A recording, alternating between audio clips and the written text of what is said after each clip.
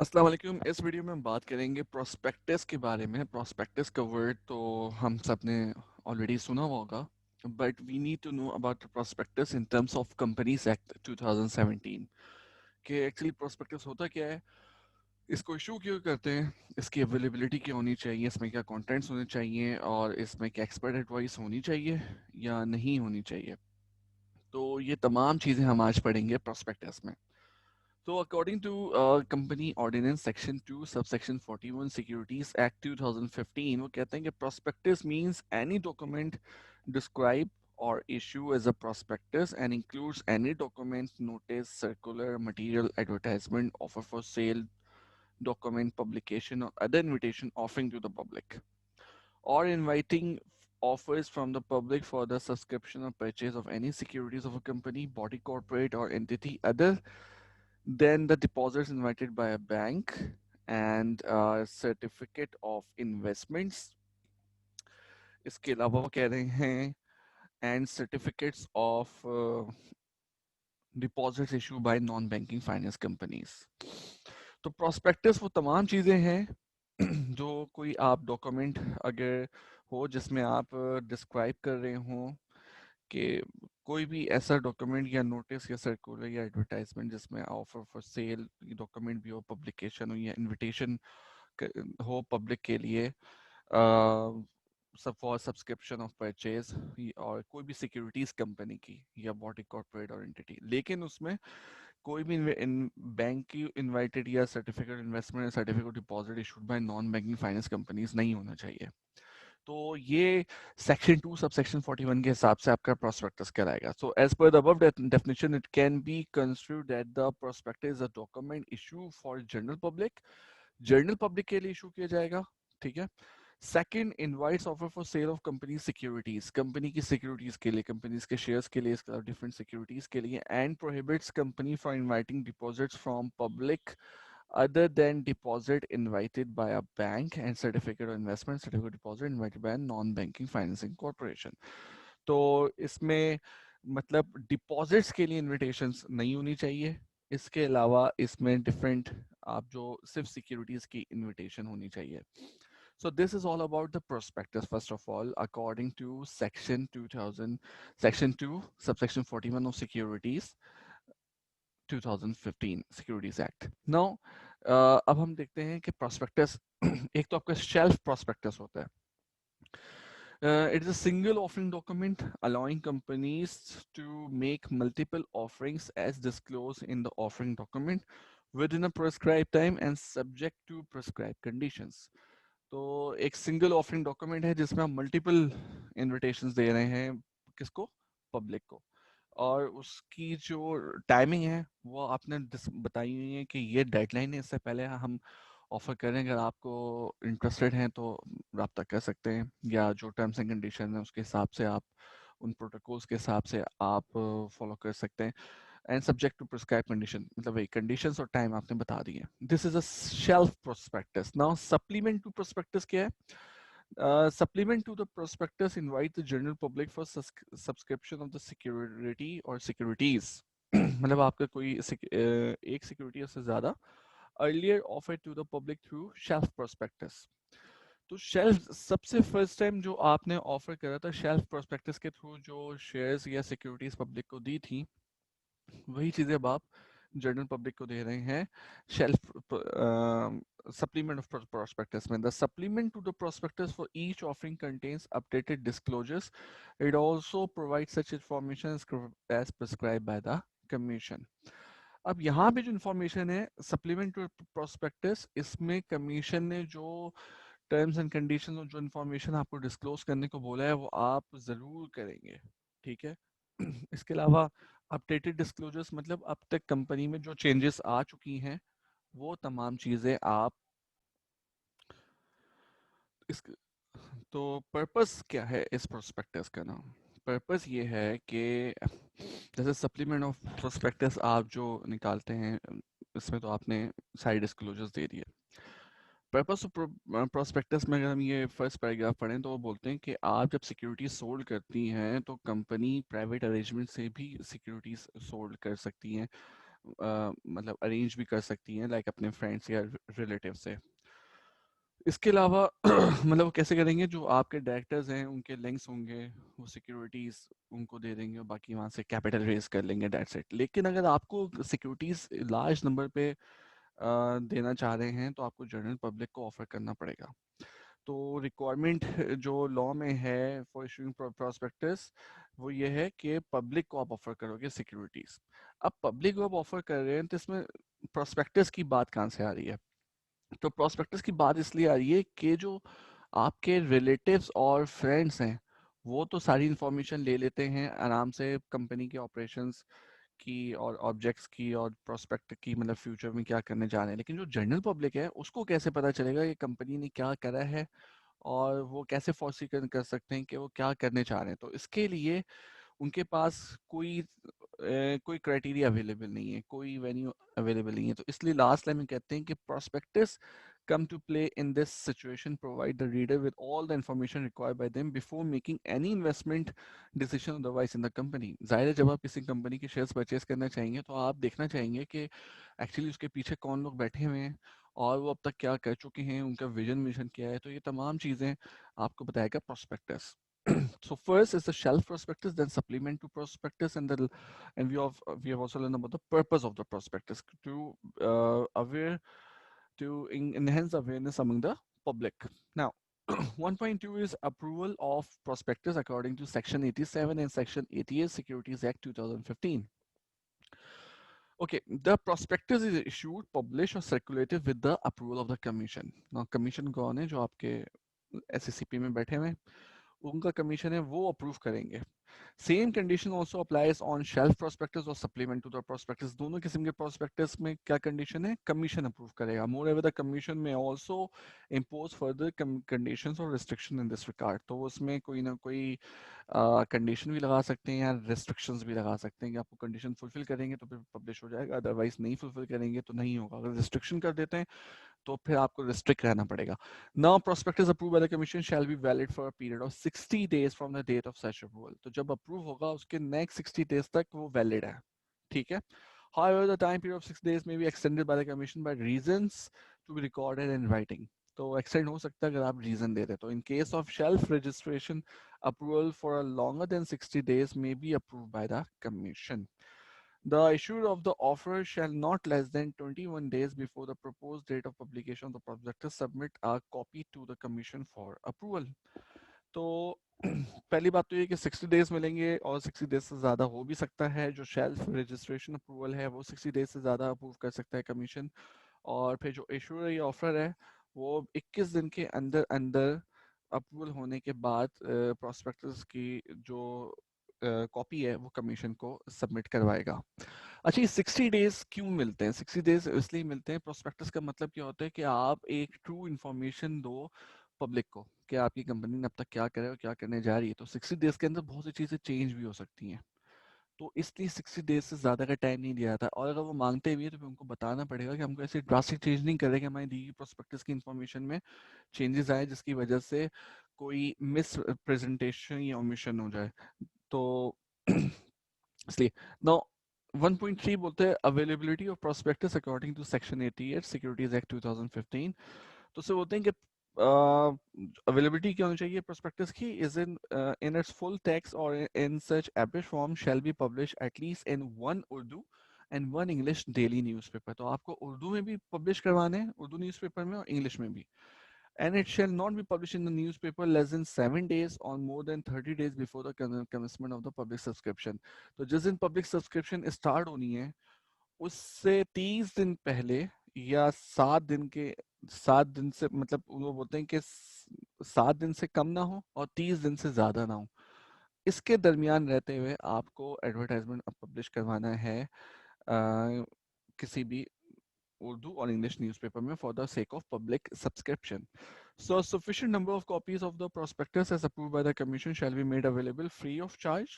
Free of charge होनी चाहिए किस दिन से? From the date of its publication in the newspaper till the closing of the subscription at the registered office of the issuer with all the securities exchange of the country with all the bankers to the issue, the concerned share registrar, the concerned balloter, and the concerned credit rating agency, if any. तो किस किस के पास available चाहिए? जिस दिन publication start हो गई, आपको उस दिन के बाद से आपके अपने रजिस्टर्ड ऑफिस में इसकी कॉपीज सफिशिएंट नंबर पे अवेलेबल होनी चाहिए। सिक्योरिटीज एक्सचेंज, कंट्री में जितनी भी सिक्योरिटीज एक्सचेंज के ऑफिसेस हैं, रीजनल ऑफिसेस हैं, वहाँ पे होनी चाहिए। तमाम उन बैंक्स में होनी चाहिए जहाँ से लोग आपने मुआहदा करा हुआ है, जो सब्सक्रिप्शन है वो वहाँ पे जाके पैसे जमा कराएंगे, उनके ब्रांचेस में होनी चाहिए। इसके अलावा रजिस्ट्रार के पास होनी चाहिए, बैलेटर के पास होनी चाहिए, और कोई क्रेडिट रेटिंग एजेंसी है जिसको बोला गया तो वहाँ भी होनी चाहिए। Now the prospectus along with the subscription form shall be uploaded on the website of the issuer and shall remain there from the date of its publication in the newspaper to the closing of the subscription. तो जो form fill करके public submit करवाएगी bank में पैसे shares purchase करने के लिए, वो फॉर्म आप वेबसाइट में अपलोड करोगे, तब तक जिस दिन तक लास्ट डेट है सब्सक्रिप्शन की, तब तक अवेलेबल चाहिए। तो अवेलेबिलिटी के अंदर हमने पढ़ा कि आप एक उर्दू इंग्लिश न्यूज़पेपर में सबमिट करवाओगे, पब्लिश करवाओगे अपना प्रोस्पेक्टस, और ना तो 7 दिन, not less than 7 days and not more than 30 days, तो 7 दिन और 31 दिन के अंदर अंदर करवाने हैं आपको। और उसकी कॉपीज आपके अवेलेबल होनी चाहिए कमीशन के पास, और फ्री ऑफ चार्ज होनी चाहिए। कमीशन अप्रूव करेगा, फ्री ऑफ चार्ज होनी चाहिए कॉपीज अवेलेबल। और कहाँ पे चाहिए? आपके रजिस्टर्ड ऑफिस में होनी चाहिए, सिक्योरिटीज एक्सचेंज, बैंक्स, रजिस्ट्रार, बैलेटर and credit rating agency. Now आपके प्रोस्पेक्टस में कंटेंट्स क्या होने चाहिए अकॉर्डिंग टू सेक्शन 89? तो कंटेंट सबसे पहले तो आप बताएंगे, prospectus must contain sufficient material to enable any person to reach a decision on the investment in the securities of the company. तो एक तो sufficient material ये है कि ऐसा मटेरियल हो कि जो जो भी पढ़े तो वो एक रैशनल पर्सन जिसको बिजनेस की नॉलेज है वो समझ सके कि इस कंपनी में इन्वेस्टमेंट करना सही है कि नहीं है। Now second में बात कर रहे हैं, prospectus is a formal document and needs approval from the commission and clearance from the stock exchange as well. Commission से तो हमने अप्रूवल सुना था, अब आपको स्टॉक एक्सचेंज से भी अप्रूवल लेनी है, क्योंकि ये जनरल पब्लिक को जाएंगे and should be listed on stock exchange, otherwise company is not allowed to allot that security to the applicant. अगर स्टॉक एक्सचेंज देखेगा हाँ ये लिस्टेड कंपनी है, हमारे पास इसके शेयर्स ट्रेड हो रहे हैं, तो ठीक है, वरना वो अलाउ नहीं करेगा इस प्रोस्पेक्टस को। Hence, the stock exchange, in addition to the commission, are also regulators who regulate the listing of securities and issuance of prospectus. तो अब यहाँ पे क्या बात हो गई? कमीशन तो है ही अप्रूव करने के, लेकिन अब स्टॉक एक्सचेंज भी रेगुलेटर, स्टॉक एक्सचेंज भी बताएगा कि ये इशू करना चाहिए या नहीं करना चाहिए। Now, the purpose of prospectus is to enable the investor to decide whether to subscribe the shares or shares or debentures of the company or not. मतलब ये अब आपको बताएगा कि आपको ये सब्सक्राइब करना चाहिए या नहीं करना चाहिए। प्रोस्पेक्टस का पर्पस ये होना चाहिए जिसमें इन्वेस्टर डिसाइड कर सके। तो company would surely want all the goods aspects are shown and people are attracted to invest in company, but this is a time when regulators like commission, stock exchange, registrar come to the rescue and ask the company about every fact written in or omitted from the prospectus before approving the prospectus for issuing to the general public.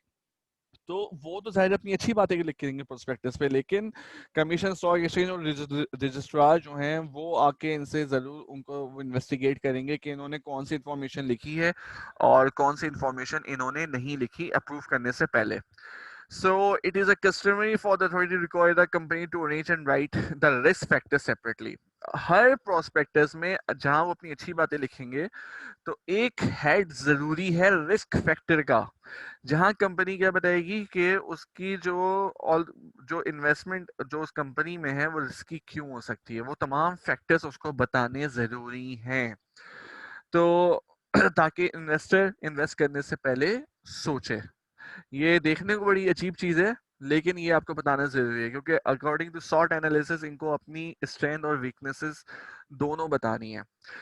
So it does not, however, mean that authority acts just to discourage the company and its promoter, but it is the duty of authorities to make sure the provision of accurate information to the prospective shareholders or members. जाहिर सी बात है, अगर वो ऐसा करेंगे तो discourage नहीं करना चाह रहे, वो सिर्फ ये बताना चाह रहे हैं कि आप इंफॉर्मेशन अपनी एक्यूरेट दें।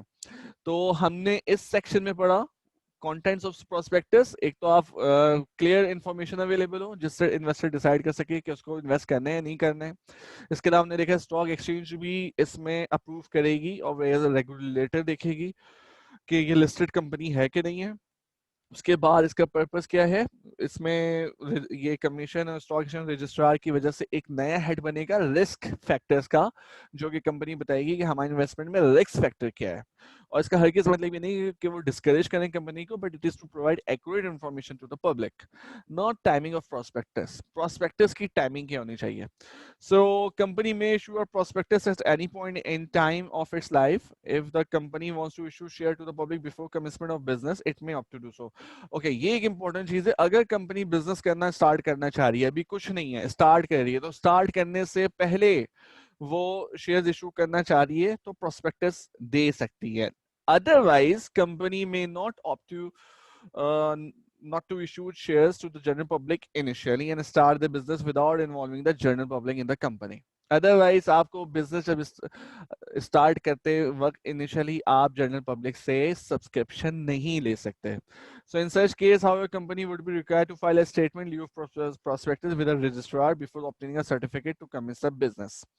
Anyways, in future, whenever the company decide to issue share debentures to the general public, it shall be required to issue a prospectus and get the share debentures, as the case may be listed on stock exchange. Once issuing securities allotted in the prospectus, its existence and it is not like something the memorandum of article of association. It is intact for a certain period of time for which company is in a process to issue shares or debentures. तो business start होने के बाद जब business की जरा सी goodwill बनती है, लोगों को पता चलता है, तो फिर आप अपने शेयर्स इशू कर सकते हैं, प्रोस्पेक्टस इशू कर सकते हैं। और ये प्रोस्पेक्टस जब आप इशू करेंगे तो इसकी एक्सिस्टेंस सिर्फ तब तक है जब तक आपने शेयर्स इशू करने थे। जिस दिन उसकी प्रोस्पेक्टस की मुआयना मुद्दत खत्म हो जाएगी तो प्रोस्पेक्टस भी खत्म हो जाएगा, क्योंकि फिर जो मॉडल है आपके बिजनेस का, जब आपने इतने शेयर इशू कर दिए, नए शेयर होल्डर्स आ गए, इक्विटी चेंज हो गई, डेट इक्विटी प्रोपोर्शन चेंज हो गया, आपका हो सकता है कि आपके फ्यूचर गोल्स चेंज हो जाएं, तो फिर आपका प्रोस्पेक्टस ऑब्सोलीट हो जाएगा। फिर नेक्स्ट टाइम जब आप इशू करेंगे तो आपको एक न्यू प्रोस्पेक्टस पब्लिश कराना पड़ेगा। तो टाइमिंग ऑफ प्रोस्पेक्टस बताते हैं कि वो सिर्फ तब तक है जब तक हम सब्सक्रिप्शन करवा रहे हैं। Now expert to be independent according to section 90. Section 90 बोलते हैं कि जो हमारे एक्सपर्ट है उनका इंडिपेंडेंट होना जरूरी है। A prospectus shall not contain a statement purporting to be made by an expert unless the expert is a person who is not and has not been engaged or interested in the formation or promotion in the management of the company. तो एक expert होगा जो कि independent होगा और उसकी advice होगी, और जो कभी भी इस बिजनेस में ना तो इंटरेस्टेड होगा, ना वो इनके साथ कभी काम कर चुका होगा, और ना वो इस कंपनी की मैनेजमेंट में होगा, ना इनकी प्रमोशन के लिए काम कर रहा होगा। तो उसकी एक एडवाइस होगी जो इनके प्रोस्पेक्टस को देके बताएगी कि आया ये कंपनी प्रॉफिटेबल इन्वेस्टमेंट के लिए सही है कि नहीं। तो expert consent to issue of prospectus containing statement made by him according to section 91.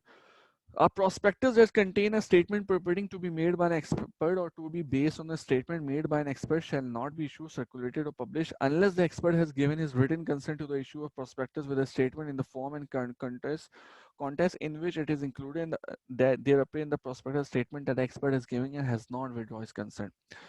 तो जब प्रोस्पेक्टस इशू करेंगे, जाहिर है, लेट सपोज आप किसी यूनिवर्सिटी में एडमिशन लेते हैं तो बहुत सी यूनिवर्सिटीज का एडवर्टाइजमेंट आते हैं, वो बोलते हैं आप यहाँ पे लें, ये अच्छा पढ़ाते हैं। आप किसी रेसिडेंशियल प्रोजेक्ट का इश्तेहार देखते हैं, उसमें सेलिब्रिटीज होते हैं, वो बोलते हैं कि मैं यहाँ ले रहा हूँ, आप भी यहाँ पे घर लें, ये अच्छी सोसाइटी है। वो एक एक्सपर्ट ओपिनियन देना चाह रहे होते हैं, सेलिब्रिटी इंडोर्समेंट है वो। एक्सपर्ट ओपिनियन उसी फील्ड पे रह के कोई अपनी एक्सपर्ट ओपिनियन दे, कोई ब्रोकर है, कोई बैंकर है। यहाँ पे इन्होंने, अगर हम ऊपर देखें तो इन्होंने जो एक्सपर्ट ओपिनियन देना, एक्सपर्ट ओपिनियन बोला है, banker, security advisor, engineer, value accountant, lawyer वगैरह, इनको उन्होंने एक्सपर्ट बोला है। तो अगर कोई ब्रोकरेज वाला आके बोलते है कि मैं अब तक बहुत से स्टॉक ट्रेड करता रहा हूँ लेकिन ये स्टॉक मुझे ज्यादा प्रॉफिटेबल लग रहा है, तो उसकी वो जो स्टेटमेंट है वो पब्लिश कर सकते हैं अपने प्रोस्पेक्टस में, लेकिन उस वक्त तक नहीं कर सकते जब तक वो रिटन कंसेंट ना दे to the issue of prospectus with a statement in the form and context in which it is included. वो कंसेंट ना दे और दे प्रोस्पेक्टस में उसकी जो स्टेटमेंट है वो अपीयर हो और वो उसको उससे विड्रॉ ना करे, इसकी उसके पास कंसर्न होनी चाहिए कंपनी को। तो फिर वो प्रोस्पेक्टस में उसकी स्टेटमेंट पब्लिश कर सकती है उसके नाम के साथ, अदरवाइज नहीं। Criminal liability for defective prospectus. अब अगर किसी ने झूठ बोला है, according to section 92, a person commit an offence who makes a misleading, incorrect, and or deceptive statement in a prospectus or omit information or statement from a prospectus or any rule or regulation made required to be included in the prospectus. अगर किसी ने कोई जुर्म करा है, offence करा है, तो वो misleading, incorrect and to deceptive statement होगी प्रोस्पेक्टस में, या उस अगर वो उस चीज़ को हटा रहा है, ओमिट कर रहा है, या उसको किसी भी चीज से उसने कभी कोई क्रिमिनल लायबिलिटी उस पर रही हो, तो वो उसको इंक्लूड करना जरूरी है। ठीक है, अगर वो इंक्लूड नहीं करता तो फिर वो एक ऑफेंस कहलाएगा, एक जुर्म कहलाएगा। Compensation for false or misleading prospectus according to section 39, every offer, issuer, director of an offer or issuer, any person who has signed the prospectus shall be liable to pay compensation to any person who acquire any of the security in reliance upon the prospectus to which the prospectus relate and suffers loss in the case of them as a result of any incorrect, untrue, or misleading statement in the prospectus or the omission from it or of any matter required to be included in the Securities Act 2015. अगर किसी company ने ऐसा prospectus निकाला है जिसमें misrepresentation थी, omission थी, fraud था, फॉल्स स्टेटमेंट थी, और लोगों ने उसके शेयर्स परचेज करे और बाद में प्रूव हो गया कि इस प्रोस्पेक्टस में झूठ बोला गया, तो ये राइट है उस जो सब्सक्राइब कराएंगे उनके पास राइट है कि वो उससे वो कंपनसेशन लें, इश्यूअर से, डायरेक्टर से, और जितने ऑफर से जिसने भी प्रोस्पेक्टस इशू करे थे उनसे वो कंपनसेशन ले सकता है और अपनी तमाम इन्वेस्टमेंट वापस ले सकता है। According to section 93, they will be liable to pay back their compensation अगर उन्होंने मिसलीडिंग करी। सो एक छोटी सा टॉपिक था हमारा प्रोस्पेक्टस का। So this is all about the prospectus of any company before issuing their shares to the general public. Thank you so much. Allah Hafiz.